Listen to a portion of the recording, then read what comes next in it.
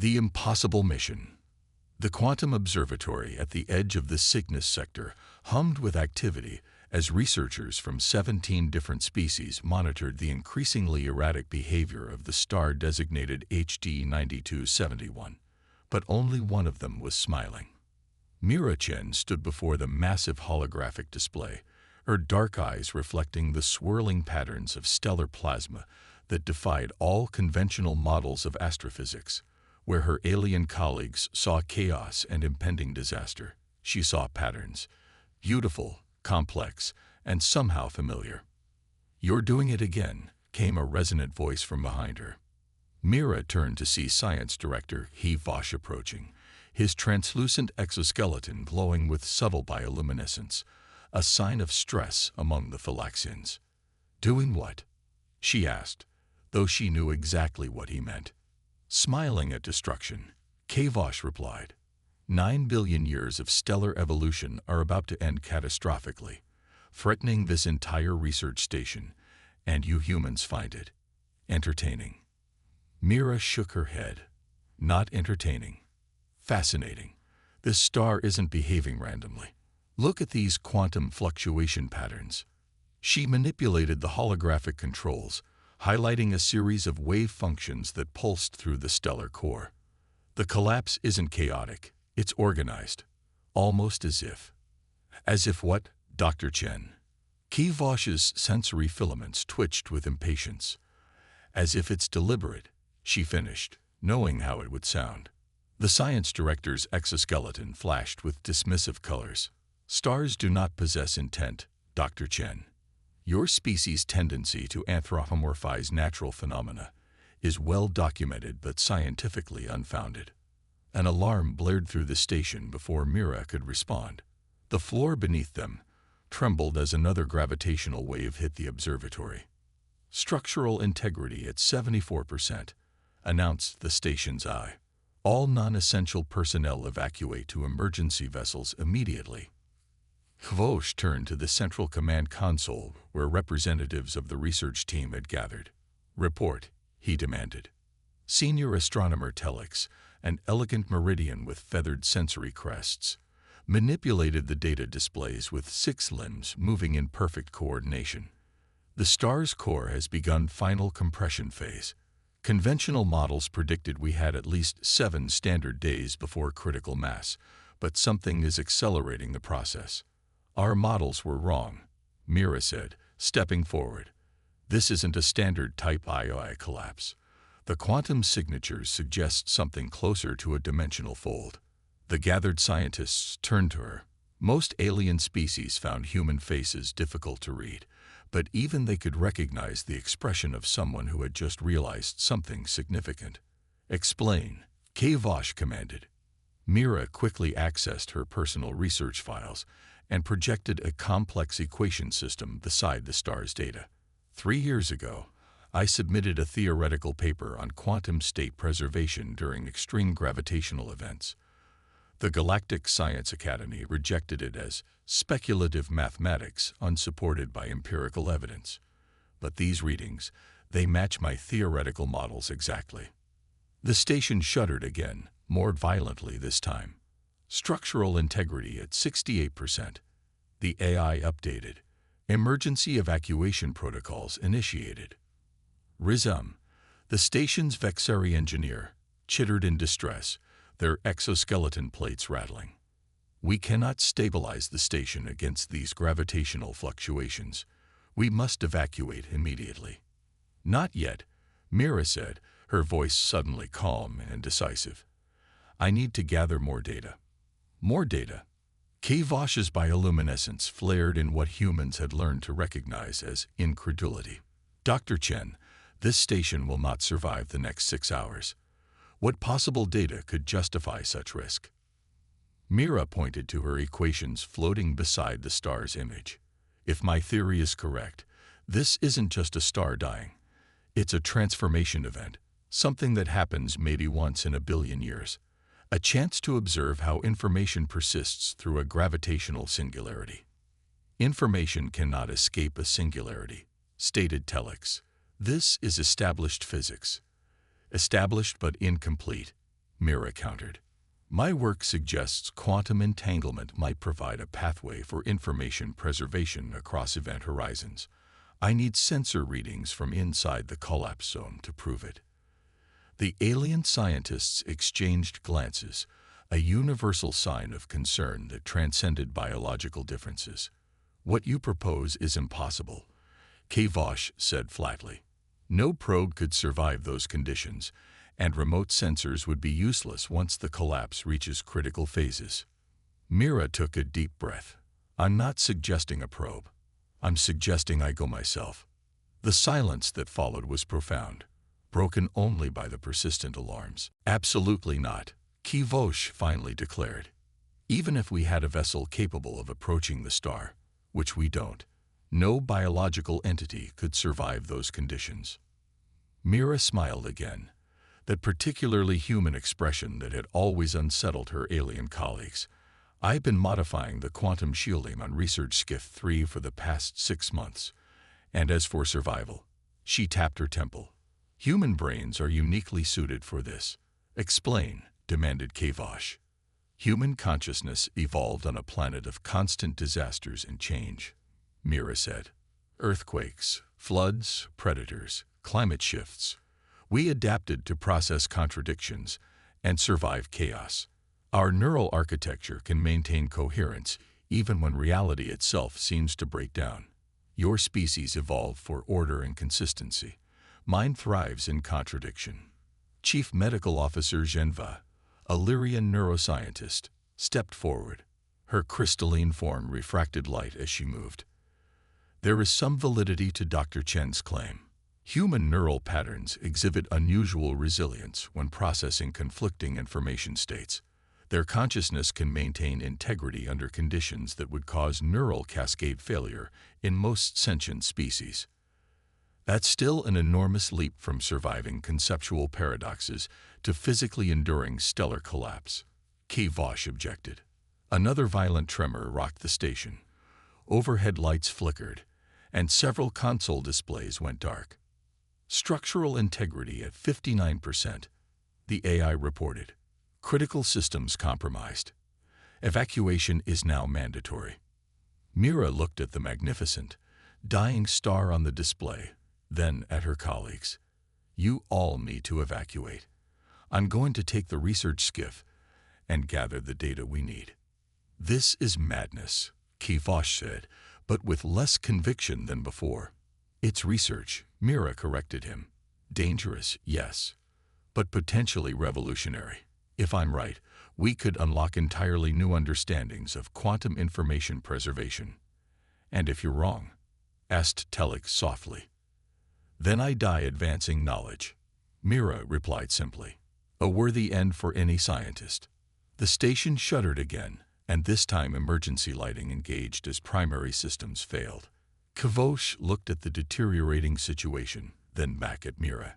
His species valued logical precision above all else, and the logic was clear. They needed to evacuate, and her plan, while dangerous, offered potential scientific value that could not be obtained any other way. Very well, Dr. Chen, but I must insist on a full neural backup before you depart. Mira shook her head. No time. Besides, a backup wouldn't be me, just a copy that thinks it's me. She was already moving toward the hangar bay, calling up equipment lists on her portable interface. Make sure everyone evacuates safely. I need about 20 minutes to prep the skiff. As alarms continued to sound and the evacuation proceeded, Mira worked with focused intensity in the hangar bay. The research skiff, a compact vessel designed for close observation of stellar phenomena, had been extensively modified with her experimental quantum shielding technology that, technically speaking, she hadn't been authorized to develop. She was running final diagnostics when Genve entered the hangar. The others have boarded the evacuation vessels, the crystalline being said. I remain to ensure your preparations are adequate. Mira nodded, not looking up from her work. I appreciate that. You are aware of the statistical probability of your survival. Less than 0.01% by conventional calculations, Mira replied. But conventional calculations don't account for what I've built here. She patted the skiff's hull affectionately. Genve approached, her crystalline form catching the emergency lights. I have studied humans extensively, Dr. Chen. Your species embraces risk in ways most galactic civilizations find incomprehensible. Is this bravery or simply an inability to fully process consequences? Mira smiled as she completed the final system checks. Maybe both. Humans live with the certainty of our own mortality every day. It makes us reckless sometimes, but it also frees us to attempt what others might consider impossible. The station I interrupted. Critical structural failure imminent. All remaining personnel must evacuate immediately. Genvet extended a crystalline appendage, touching Mira's forehead in her species' gesture of respect. Your data will be valuable, Dr. Chen. I will personally ensure the Galactic Science Academy receives your findings. Thanks, Mira said, climbing into the skiff's pilot seat. Now go, and make sure they actually read my paper this time. As the hangar doors slid open, revealing the blazing star now visibly distorting before their eyes, Mira sealed the skiff and initiated launch sequence. The small vessel's engines hummed to life, quantum shields forming an iridescent bubble around its hull. From the evacuation vessel pulling away from the doomed station, Kay Vosh and the others watched as the tiny research skiff accelerated directly toward the collapsing star, a minuscule mote of human determination against the backdrop of cosmic forces that should, by all scientific understanding, obliterate it instantly. Remarkable, Kay Vosh said quietly. Illogical, but remarkable. Mira felt strangely calm as her vessel penetrated the star's churning outer layers.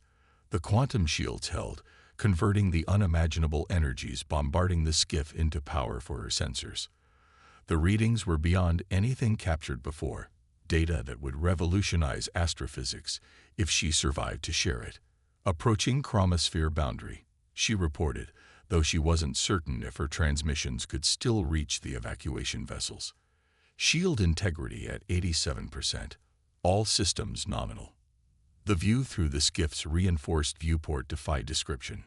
Swirling plasma currents in colors humans had no names for, energy patterns that seemed to fold space itself, and through it all, those strange, organized quantum fluctuations that had first caught her attention.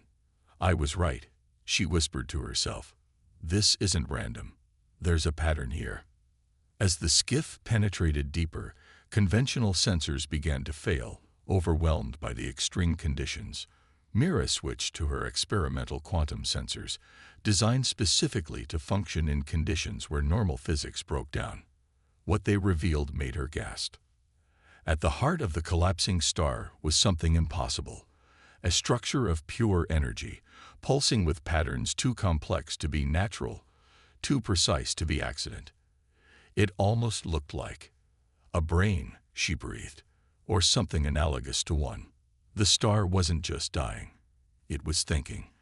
Before she could process this revelation, a massive energy surge hit the skiff. Warnings blared as the quantum shields began to fail. Shield integrity at 23%, reported the skiff's computer. Hull breach imminent. Mira worked frantically, trying to stabilize the shields, but the forces surrounding her were too immense. As systems failed around her, she realized she had seconds left. Not enough time to escape, barely enough to transmit her findings. She activated the emergency quantum entanglement transmitter, another unauthorized modification, and linked it directly to her neural implant. This is Dr. Mira Chen. She spoke rapidly as the cabin temperature soared and warning lights fed everything in crimson. I've discovered organized intelligence within the stellar collapse. The star isn't dying, it's transforming. And I think it's aware of me. As the skiff's hull began to disintegrate around her, Mira felt a strange presence touch her mind. Vast, ancient, curious. Not malevolent, but utterly alien. You perceive, came a thought that wasn't her own. None have perceived before. Yes, Mira whispered, though she wasn't sure if she spoke aloud or thought the words. I see you. Your pattern resists dissolution, the presence noted with something like surprise. Others fragment when they touch our boundaries. Humans are good at contradictions, Mira replied, feeling her consciousness expanding oddly as the physical world around her dissolved in light. We live with them every day. The last thing she registered before everything went white was a sensation of being studied, examined, and somehow respected. Perhaps you will persist, human pattern. We shall see. Then the light consumed everything, and Mira Chen ceased to exist in any conventional sense of the word. Transcendence and return. The evacuation fleet maintained position at the maximum safe distance from the collapsing star. Scientific instruments recording the unprecedented event, while the research team processed the loss of their human colleague. Final transmission received approximately 47 minutes ago. Telex reported, feathered crests drooping in the meridian expression of mourning. No sign of the research skiff remains. Kavosh stared at the swirling maelstrom that had once been a stable star. Dr. Chen's data transmission was incomplete but remarkable. Her theories about quantum information preservation may have been correct, at least partially. She spoke of intelligence within the star, Genva noted, her crystalline form resonating with harmonic tones of distress. Could she have experienced hallucinations due to extreme conditions? Possible, Kavosh admitted. Human neural systems are known to produce unusual responses under stress. However, he was interrupted by an urgent alert from the sensor array. Anomalous energy signature detected, announced the ship's eye. Pattern matches no known phenomenon. The view screen shifted to show a point of intense light emerging from the collapsing star, a tiny spark moving against the gravitational forces that should have made escape impossible. Magnify, ordered Kavosh. As the image enhanced, disbelief spread through the observation deck. What emerged from the dying star resembled Mira Chen's research skiff, but transformed. The vessel's hull shimmered with energy patterns that defied analysis, leaving trails of quantum distortion in its wake as it accelerated toward the evacuation fleet. Impossible, whispered Telex. Apparently not, replied Kavosh, his exoskeleton pulsing with complex emotions that had no human equivalent. Prepare the quarantine bay and alert the Galactic Science Academy. This exceeds our authority. The object that had once been a research skiff came to rest in the evacuation vessel's quarantine bay, its hull now a semi-transparent lattice of energy and matter that shimmered with iridescent patterns. A team of scientists observed from behind safety barriers as the craft's exterior rippled and then opened like a blossoming flower. And Mira Chen stepped out. At least something that resembled Mira Chen. Her form was human in basic shape, but her skin flickered with the same energy patterns as the transformed vessel. Where her eyes had been were now pools of light that shifted between colors as she gazed around the bay. Fascinating, she said, her voice normal yet somehow carrying harmonic overtones that made the observation equipment vibrate.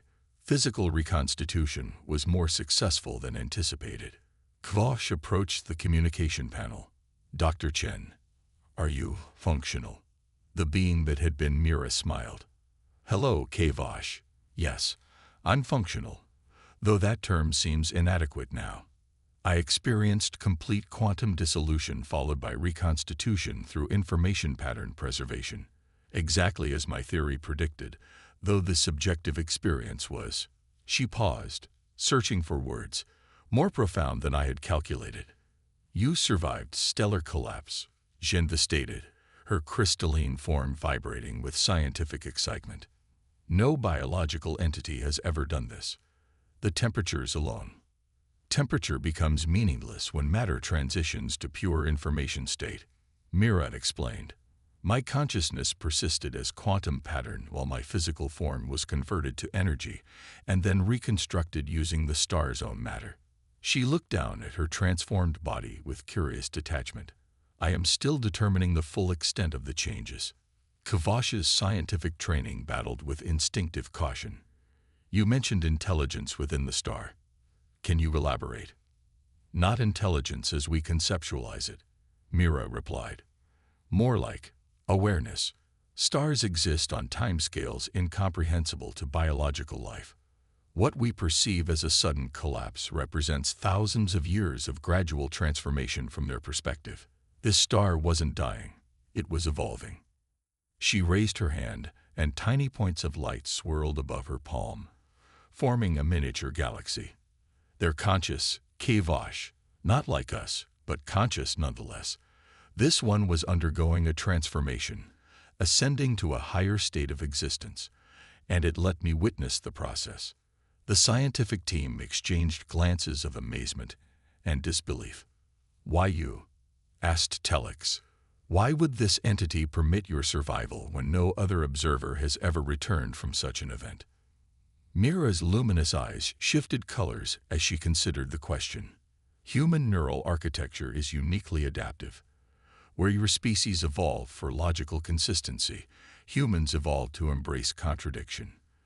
We simultaneously know we are infinitesimal against cosmic scales, yet act as though our actions have universal significance. We accept our mortality yet plan as if immortal. She gestured to her transformed body. When conventional physics broke down around me, my consciousness didn't fragment. It adapted, maintaining coherence even as reality itself seemed to collapse. The star entity found this interesting. Kavosh processed this information, his exoskeleton cycling through colors of scientific curiosity and philosophical distress. You're suggesting humans possess some inherent quality that makes them uniquely suited to comprehend cosmic phenomena beyond conventional physics. Not just comprehend, Mira corrected. Experience.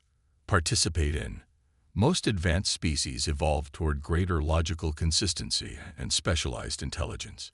Humans evolve toward adaptability and cognitive flexibility. We're walking contradictions, and that makes us surprisingly resilient when reality itself becomes contradictory. As if to demonstrate, she raised her hand again, and her fingers momentarily phased out of conventional existence, becoming pure light before reforming as solid matter. I can now exist in multiple states simultaneously. Any other species would find this psychologically unbearable, a violation of fundamental identity. For humans, it's just another paradox to accommodate. Genve approached the barrier, her scientific curiosity overriding caution. The implications for quantum physics, consciousness studies, and astrophysics are revolutionary. The Galactic Science Academy will require extensive verification protocols. Of course, Mira nodded. I've returned with complete datasets confirming my original theories and revealing new aspects of quantum information preservation that will transform our understanding of consciousness itself. She turned to look at the view screen showing the transformed star, now a swirling vortex of energy, unlike anything in classified stellar categories. But there's something more important than the scientific breakthrough. What could be more important than rewriting our understanding of physics and consciousness? Asked Kavash. Mira's luminous gaze turned toward him, recognizing that we're not alone in ways we never imagined. Stars aren't just fusion reactors. They're entities experiencing existence on timescales and in modes we've never considered. And they're aware of us, Kavash. They've been watching our civilizations rise and fall, our ships traveling between them, our scientific instruments studying them. And they've been waiting, she continued, for a consciousness that could perceive them in return. A stunned silence fell over the observation deck. What happens now? Telex finally asked. Mira looked down at her transformed body, then back at her colleagues. Now we open communication with entities we've lived alongside for billions of years without recognizing their sentience. Now we expand our definition of life itself. She smiled, that particularly human expression that had once unsettled her alien colleagues, but now seemed to carry new depths of meaning. And now humanity takes its place in galactic civilization, not just as newcomers, but as vital translators between conventional consciousness and cosmic awareness. Kavash's exoskeleton pulsed with colors of profound realization. Your paper 3 years ago. The Galactic Science Academy rejected it. They did, Mira confirmed. "I believe," said Kavosh with what humans would recognize as humility, "a formal apology is in order." As the evacuation fleet prepared to return to the nearest scientific hub, news of the unprecedented event spread throughout galactic networks. For the first time in recorded history, a being had survived stellar collapse and returned transformed but intact. That this being was human, a species still considered primitive by many elder civilizations, caused significant revaluation of humanity's potential role in cosmic understanding. In observation chambers designed to contain her fluctuating quantum state, Mira Chen continued to explain what she had experienced and learned, information that would transform science, philosophy, and the relationship between sentient species and the universe they inhabited. "Humans have always dreamed of talking to the stars," she told the assembled scientific delegation. "We just never expected them to answer." Behind her, visible through the station's viewport, the transformed star pulsed with patterns that were no longer random to educated eyes. A cosmic entity communicating across the void, speaking in a language that only a transformed human could translate. And across the galaxy, other stars seemed to brighten just slightly, as if paying attention for the first time to the tiny beings that lived in their light.